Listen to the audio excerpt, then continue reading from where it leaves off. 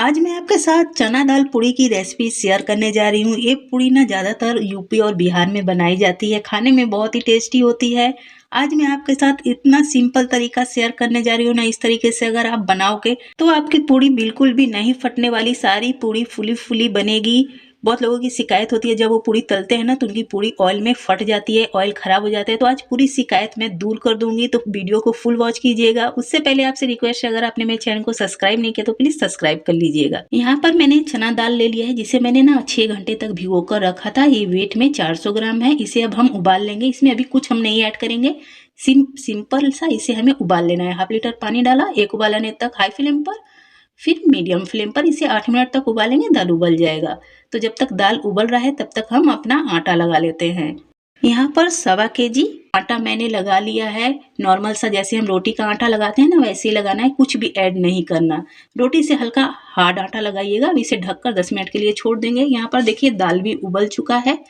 मैं टच कर कर आपको दिखलाती हूँ। आपको दूर से लग रहा होगा कि बीच में हल्का सा कच्चा है, लेकिन ये कच्चा नहीं रहता, बहुत अच्छी तरह से पक जाता है। बस इसी स्टेज पर आपको दाल को उतार लेना है, इससे ज़्यादा नहीं उबालना। देखिए बिल्कुल परफेक्ट है। ज़्यादा दाल को मत गलाइएगा, ज़्यादा गला देने पर क्या होता है, हमारा जो पूर है ना, अच्छा नहीं बनता।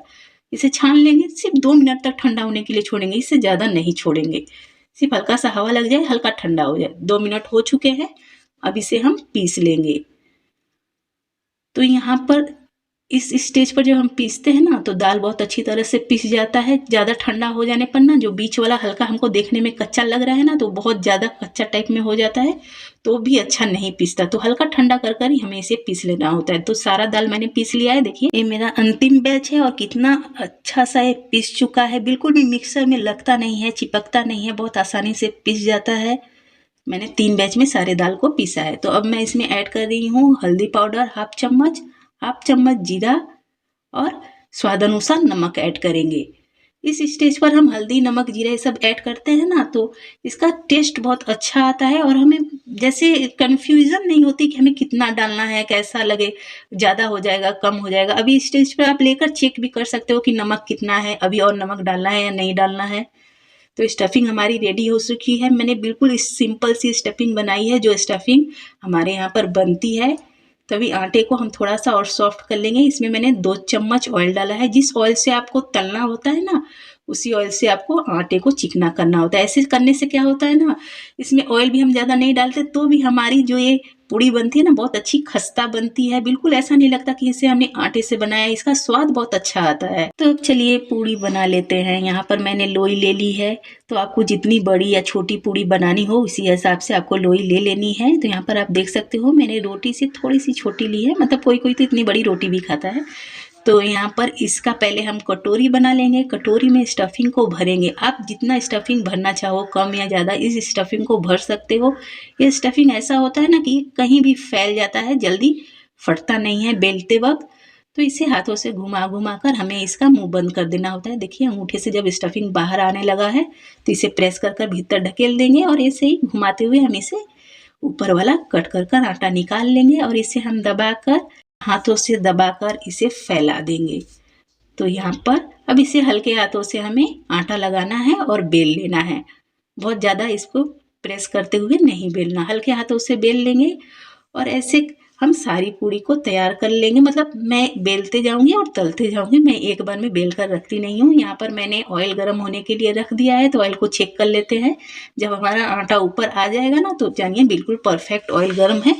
तो अब इसमें हम पूड़ी डालना स्टार्ट करेंगे और कुछ भी नहीं करना होता। फ्लेम को हम मीडियम रखेंगे। मीडियम फ्लेम पर इसे हम पूड़ी जैसे तलते हैं ना, वैसे ही तलना है। एक साइड से पूड़ी देखिए फूल गया तो दूसरी साइड पलट लिया।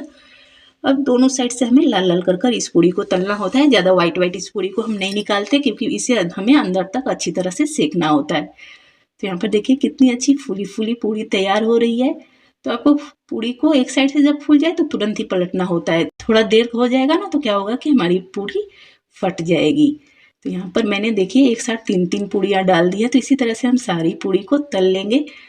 तो एक भी पूड़ी नहीं फूटती, बहुत अच्छी खस्ता, बहुत ही सॉफ्ट सी पूड़ी बनती है। तो देखिए यहाँ पर कितनी मज़ेदार सी पूड़ी बनकर हो गई है तैयार। तो हमारे यहाँ पर ऐसी ही सिंपल सी पूड़ी बनती है, बहुत ही स्वादिष्ट लगती है। आप चाहे तो मसाला पूड़ी भी बना सकते हो। इसमें हरी मतलब लाल मिर्च मसाले वगैरह भी ऐड कर सकते हो, लेकिन मैं कहूँगी कि यही पूड़ी बहुत ही टेस्टी होती है। आप ऐसे ही बनाया करो, बहुत ही स्वादिष्ट। आप चाहो तो इसे ऐसे खाओ या फिर आलू दम के साथ। यहाँ पर ट्रेडिशनली इसे ना चावल की खीर के साथ और आलू की सब्जी हो जाए, आलू दम या गोभी की आलू गोभी की, या फिर आप इसे पनीर के साथ भी खा सकते हो, छोले के साथ भी खा सकते हो, बहुत ही स्वादिष्ट लगती है। अगर आपको मेरी ये सिंपल सी रेसिपी पसंद आई हो तो प्लीज़ प्लीज़ मेरे चैनल को सब्सक्राइब कीजिएगा, लाइक कमेंट शेयर करना मत भूलिएगा।